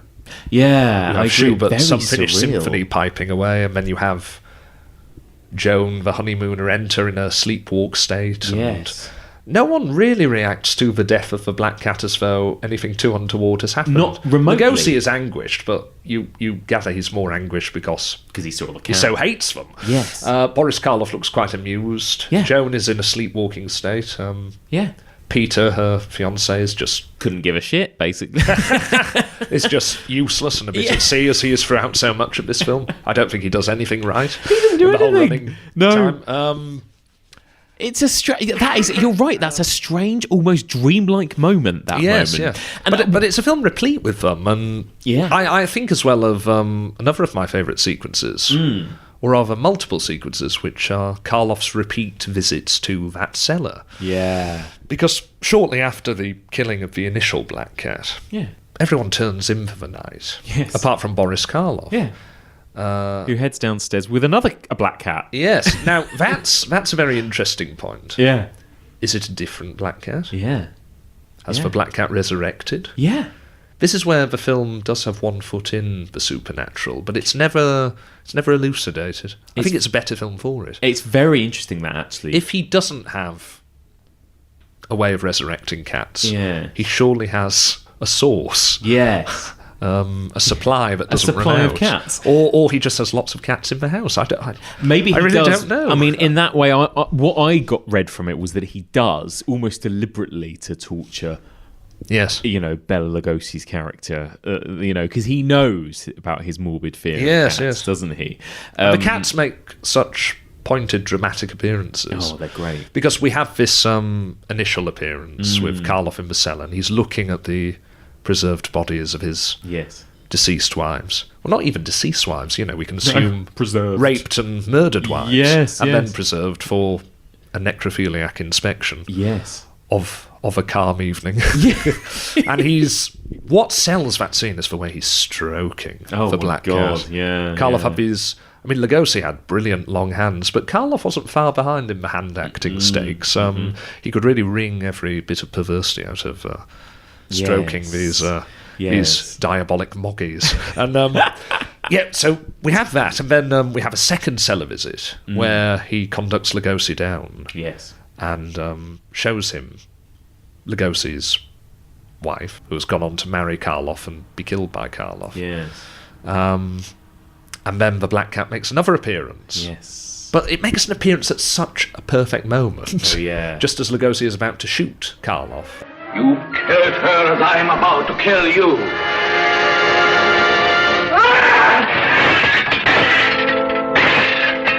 But you wonder, are the black cats diabolic? Are they... Yeah. To me, really, they are the devil in this film. Yeah. And although people like to say this is a film which is entirely untrue to Edgar Allan Poe's short story, The Black Cat. Yeah. It is true to Edgar Allan Poe's short story in that respect. Right. You have, in Edgar Allan Poe's story of The Black Cat, you have a man who loves animals, who is then, in his words, possessed by the spirit of perverseness. Yes. To kill Yeah. this black cat he has treasured. He hangs it from a tree. Right, wow. When his house burns down. And shortly after that, another cat comes to him. And it's very similar to the deceased cat. Mm-hmm. It's even missing an eye in the same way the deceased cat was. And it becomes, as the story goes on, I'm not going to give away the ending, it's quite a famous ending, but you realise that cat is an instrument of divine or perhaps infernal revenge. Yeah, that's against interesting. the murderer. Because so you have the supernatural dimension of the Black Cats in the film The Black Cat. And yes. the way they sort of, inform violent ends. Yes. Oversee violent events. Because it is interesting, because it does seem to juggle the two very nicely. That is this supernatural? Is this occultism, or is this psychological? I've read it that a lot of critics do consider it kind of one of an early kind of psychological thriller in some ways, and that the film was kind of cashing in on a bit of a craze at the time of psychiatry, being this new sexy thing. I've never heard that actually. Yeah, but I think that's interesting. But I think you're right. I think it still definitely keeps a kind of supernatural element in. It's really interesting what you say about psychiatry in the film being Yes. perhaps associated with something a bit modish, a bit decadent, Yes. a bit postmodern. Yes. Because my theory about the occult as it broadly manifests itself in The Black Cat Yes. is that it's just sort of the last perversity in a long line of perversities. Right, yeah. You're right. I never particularly think of it as an occult film, although it's a very important feature of the climax. Because the occult is threaded into it so very carefully. It comes in such a measured way. It does. We're halfway through the film before you see Karloff propped up in bed reading a book that says Rites of Lucifer. Yes, That's I the love only that. the only explicit clue we've had Totally. to him being a high priest of Satanism. Prior to that, I think the only real clue we've had is, of course, the perverseness and tinges of necrophilia in his behaviour, Yes. his knowledge of black cats as a symbol of evil. Yes. But we've had nothing explicitly laid out. No, not at all. So Not I at all. wonder actually if Karloff's character in this, Perlzig, whether for him, as I feel was rather true for Aleister Crowley, the occult is just a kind of excuse to lead your worst life, to indulge all of your darkest, kinkiest, exactly nastiest impulses, to live on indulge the your fringe necrophilia, of society, to or commit whatever. rape, to enter into a quasi-incestuous relationship with your daughter-in-law by marrying her after you've bumped off her mother. Yeah. To me, that's the way the occult comes into the film. Yeah. You just think, well, of course he's a high priest of Satanism. But I don't think you can explain Karloff's character by him being a high priest of Satanism. No. You have the element that later resurfaces in The Seventh Victim, which I believe We'll be covering next week. You're covering next week. You have in The Seventh Victim this idea of Satanists as quite modish, decadent types. Yes. For that reason, they're kind of divorced from the more medieval Yes. spirit of witchcraft and the diabolic that you find in the likes of Haxan. Yes, definitely. You get the sense that they're postmodern types who are slightly bored, don't have anything better to do, they've fallen in with a bad crowd. Oh, now we're in a devil cult. Oh, totally. But going forward into the 1960s, it's that link between, Satanism or occultism and basically counterculture, sex, drugs and rock and roll, really, and the two kind of went hand in hand. Yes. It's a very curious thing as well with Karloff's character in this. Because I think I've been inclined in the past to see it as quite a flat, one-dimensional character. Yeah. It's one of the reasons Karloff is cast against type. He was very rarely asked to play a character that was utterly devoid of sympathy. Yes. Routine for Lugosi. Yeah. Look at any number of Lugosi performances in the 1930s. Yeah. Murders in the Rue Morgue, Yeah. White Zombie, Dracula, Yeah. The Raven. We're not meant to feel any real sympathy for these madmen, these monsters, these devils from hell. No, you're absolutely right. And Karloff's Satanist in this is just about the darkest character he ever played. Yes. And yet he is tinged with this strange pathos. It's a pathos you're immune to as an audience member. Yeah. But you wonder where it's coming from. So you have the moment where he's showing Lugosi, well, not his dead wife, their dead wife, yes. but the woman they've shared. Yeah. And brilliant performance from Lugosi. You can see the tears in his eyes. Yeah. Very, very underrated actor, Lugosi. Great eyes. Lugosi. When he was asked to play sympathy, he could knock it out of the park, and he does, as Vertigast. Karloff as Perlzig says, I wanted to have her beauty for always. And then he looks down and says, I loved her too, Vitus. I loved her too, Vitus. Lies. All lies, Hjalmar. And there's no real reason for Karloff's character to lie to Lugosi's character there. It doesn't feel like a lie. Maybe on some very subtle level it's intended to disconcert and further emotionally twist, but it feels like he believes that. And you have a moment a bit later on where he's talking to Karen, who is the daughter of that dead wife, and he gets into bed with her and says, "You are the very core and meaning of my life." And then a few scenes later, he murders her. Yes, and also it's still very creepy because that's kind of his stepdaughter. Yes, he's getting into bed with. It's quasi-incest. It's not his biological daughter, yes, but it's still a bit wrong. It exceeds the bounds of social propriety, even for Boris Karloff. It's But I think it's fascinating because I think you're right. Generally speaking, it's a pretty dark character Boris plays, and I but he's not a completely black character. He's grey, and this was what Boris Karloff did so expertly. Yes. He had mystery in him. Yes, like you're right. Conrad Veidt, he had a sense of mystery, and this brings me to the other thing I find really fascinating about Boris Karloff's character. In that there's just a suggestion, never fully developed, a bit like the is it supernatural, is it not supernatural nature of the Black Cats. Is he undead? Ah, interesting. I wonder this. When he's first revealed, it's a glorious reveal. He's playing the soundtrack pipes up with the sonata in B minor by Franz Liszt, and you see this silhouette of Karloff getting up in bed. Oh, that's right, This brilliant image, which evokes nothing so much as Max Schreck. Oh, definitely. That coffin on the ship in Nosferatu. He arises in this very stiffened, very kind of erect state, posturally speaking, I should say. Yes.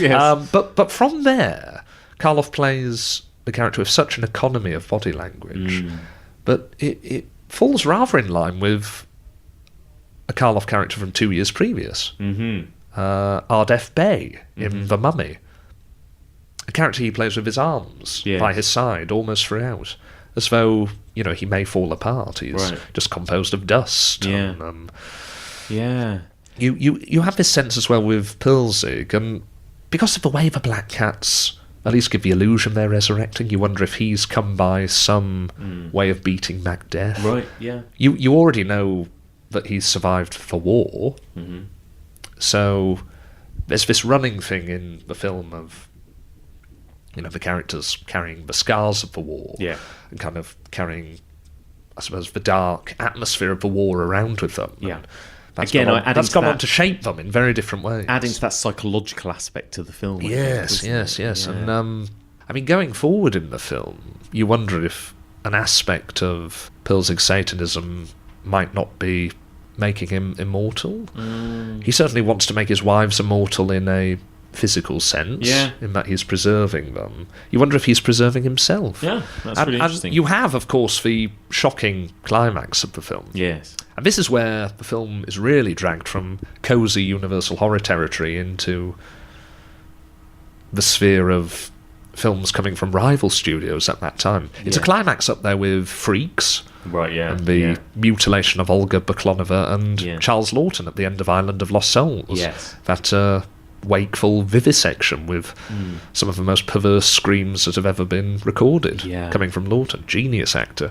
You have Karloff, and this is a spoiler for anyone who wants to check out the film, but you have Karloff tied to his own embalming rack and skinned alive by Bela Lugosi. You know what I'm going to do to you now? No? Did you ever see an animal skin, Hjalmar? That's what I'm going to do to you now. Tear the skin from your body. Slowly. And curiously enough, Mike, in the original script, and I so hope it was filmed, I don't understand how it could have been filmed because it's even more perverse than what we see. Karloff wasn't killed by being skinned alive. There is a sense in the film, as you can watch it today, that he is still alive. Despite having been skinned, but we don't see him. No. Lugosi goes on talking to him, but he might have been mad. Well, he was mad to do it anyway, though justified. But in the original script, Karloff was to physically wrest himself from the embalming rack, and in his semi-skinless state to drag himself across the floor towards Joan, like an obscene worm. Oh my god! I mean, I really want to think it was filmed. Oh wow! Jack Pierce, what he could have done with my god, the sheath of skin falling from Karloff's shoulders is just beyond belief. That is brilliant. But the fact that this man can't be killed, even by being skinned alive, you're right. It bolsters this idea of maybe Satanism more having something to do with extending life in perpetuity, That's really or buying a dark afterlife. We never really find out what the purpose of the satanic ritual that's being mounted at the climax of the film is. I almost wonder if it is to do with undeath. Yeah, maybe. That's really fascinating. And, going back to what you were saying about, I always wonder if the film is playing on what we expect from these two actors and what we think their characters may be, because I think there's this element of mystery about Boris Karloff's character, but also a little bit with Bela Lugosi. At least I found this watching it for the first time. I never completely trusted him, and of course that comes into it at the end when what's his name shoots him, doesn't he? Yes. Stand away, Vertigus. Again, almost playing on that kind of idea that it's Bela Lugosi. He must be playing somebody sinister in some way. So I thought that was really interesting, and even talking about it now, about this idea of Karloff swooping in and taking what's rightfully Lugosi's, almost is similar to what we were saying about their careers in some way. You know, it's quite an interesting little parallel. It must have been an incredibly vindicating moment in Lugosi's life as an actor to skin alive his great rival. It's a great... I mean, it's just a great vehicle for the two of them in general, I mean, with regards not trusting Lugosi's character... Yes. I think, again, this carries the shadow of what the film was prior to reshoots. And because in the original screenplay, Lugosi's character was intended to make a move on Joan. To be as perversely in love with her. Yes. I thought he was going to do that on the train. Well, yes, I was going to say, there's still a moment on the train. Yeah. And, again, that's just Peter, her husband, being utterly ineffectual. He just looks a bit cross. He does, barely even cross. You've stroked my new wife's hair. Yeah. We've not even consummated the marriage yet. I mean, with that character being played by David Manners, I wonder if they'd ever consummate the marriage. He's so ineffectual. But, you have Lugosi, this dark... Transylvanian Valentino type, just stroking his wife's hair while she's asleep. It's the ultimate kind of I have to share a train carriage with this guy moment. But as the film developed, he was originally intended to get designs on that character and attempt to rape. Right. That was taken out. Okay, and of course he's not a completely what you call good guy. I mean, like we've just talked about, he skins Boris Karloff's character alive. Whether rightly or not. He's very clearly damaged goods from the get-go. Yes, exactly. And a desperately haunted character.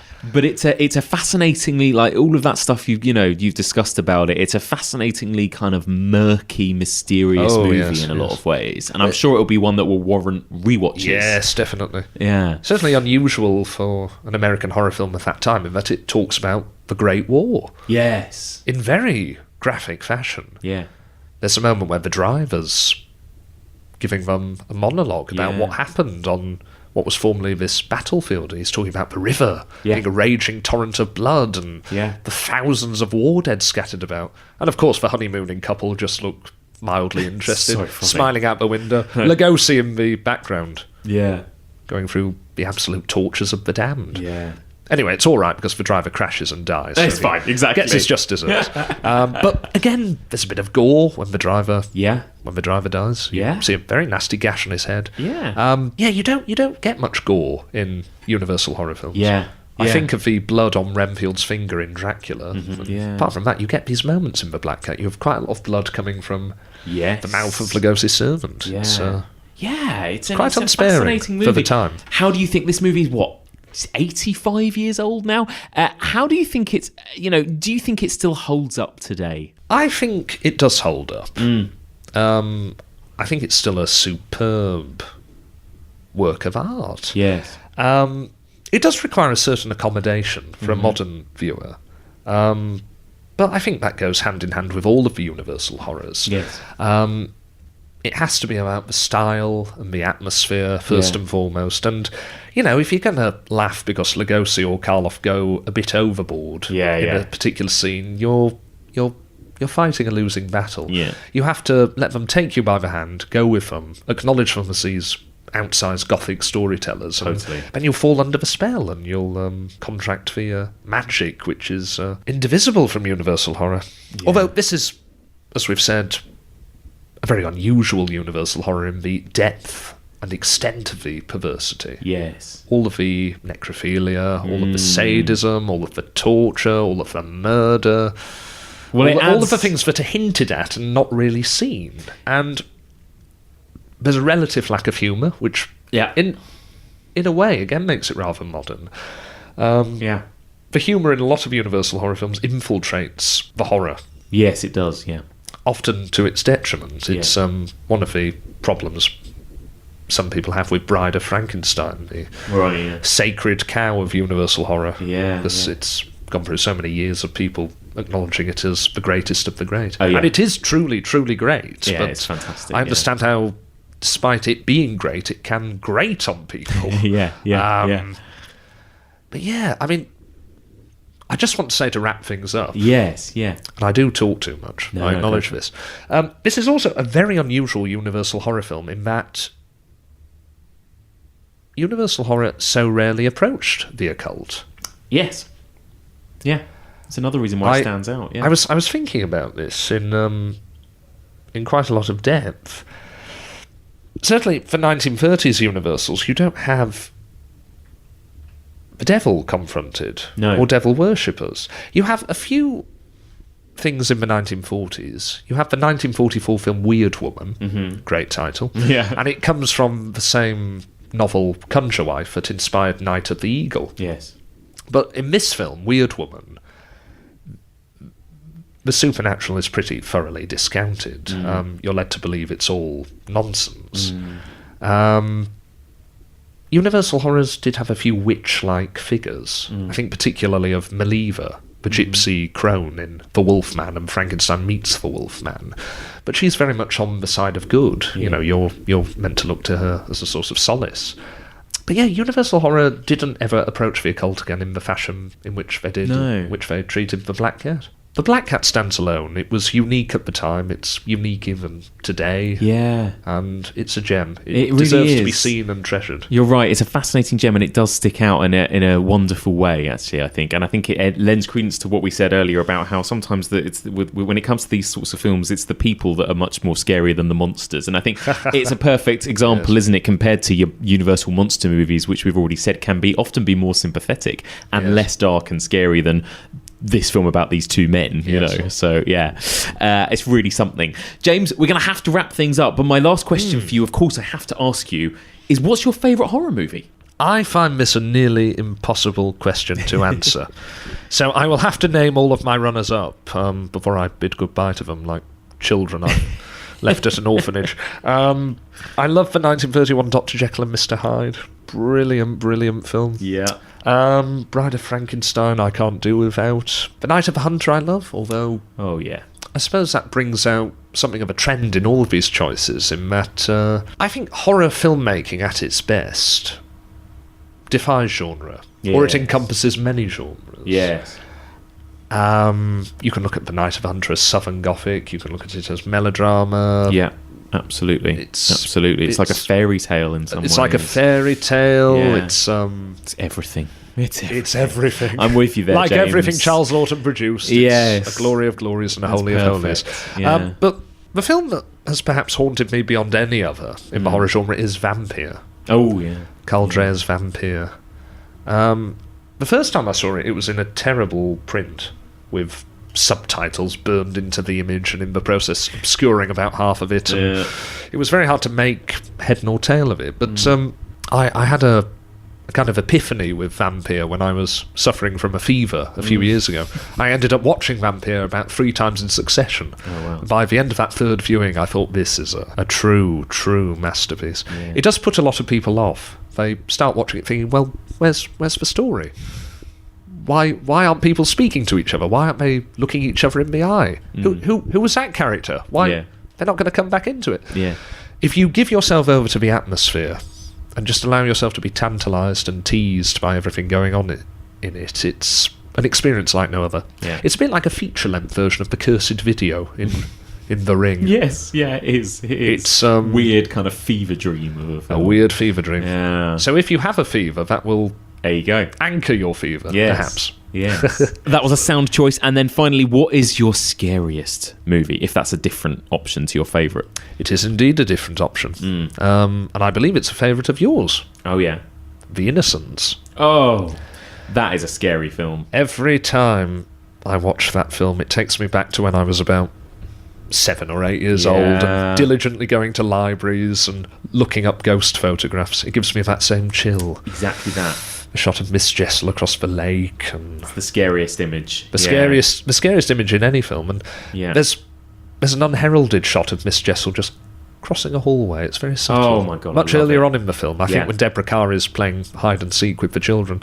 No one ever seems to talk about that, and that for me makes it even more terrifying. Everyone talks about the moment that comes about 5 minutes later with Mr. Flint, or whatever his name is, in the window. Is it Quint? Quint, sorry. Yes. Mr. Quint Peter in the Quint. window. Peter Quint, Well, that's fantastic as well. But yes. Yeah, what a film. The greatest ghost film ever made. I agree with you there. Yeah. Excellent. James, it's been such a pleasure. Thank you so much for joining me today. Thank you very much. If people want to come and find you and, pick your brain or ask you more about your tastes in old horror movies or whatever it might be, where can they follow you on Twitter or social media or anything like that? Why the hell would anyone want to do that? Yes, people can follow me on Twitter. My handle on Twitter is at James C, the letter C, Swanton. I have a website, jamesswanton.com, where you can find out more about the sort of strange gothic work I do. I have a Facebook page. Excellent. I'm not hard to track You're down out there. if you need me, but as an actor, so few people need you. You're always imposing yourself on others. So for that reason, it's been a pleasure to be asked to do this, Mike. And if you need someone to waffle on again, I will leap at it. Please come back again. James, thank you very much. Thank you. And that's it for this week. Thank you so much for listening, and a big thank you one more time to my brilliant new guest, James Swanton. So, what do you think of these two movies, Haxan and The Black Cat? Do they deserve to be named and placed alongside other early classics of the horror genre like Nosferatu or Dracula? Please do get in touch with your thoughts. The email address is evolutionofhorror@gmail.com. You can also find us on Facebook, Twitter, and on Instagram. And if you want to keep up to date with what movies we're going to be covering this series, then you just need to follow us on Letterboxd. Go to letterboxd.com/evolutionpod. You can find all previous episodes and seasons of this podcast on our website. That's evolutionofhorror.com. And you can find this podcast on all available podcast platforms, including iTunes, Podbean, Libsyn, Stitcher, and various others. Please do subscribe to us. Please do spread the word about us. If you haven't done so already, please do spare a minute just to leave us a little rating or review on Apple Podcasts to help us get discovered by new listeners. Okay, on to next week then. So we've covered the 20s and the 30s, and next week we're going on to the 40s and 50s. I'm going to be joined by the brilliant Adam Robinson, and we are going to be covering Val Lewton's brilliant The Seventh Victim from 1943, and then Jacques Tourneur's incredible Night of the Demon from 1957. Both of these reviews will be spoilerific, so if you do manage to track these movies down, give them a watch ahead of next week's episode. Join us then for all of this and more on the evolution of horror.